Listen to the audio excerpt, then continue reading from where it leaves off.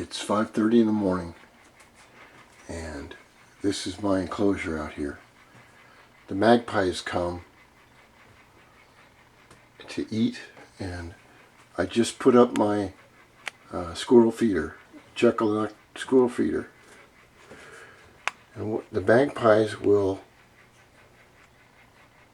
come onto the roof, and then they will jump down onto this ledge, and they'll eat some of the squirrel feed in the feeder. But since it's the first one out there, first time I put it out, they're not sure what it is.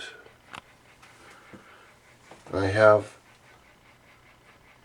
bird feeder over here,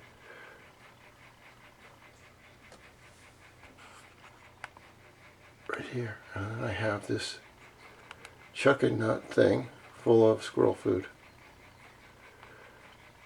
The magpies, for some reason, will pick up the peanuts I leave out there, and they take them to their nest or something. I didn't know they did that.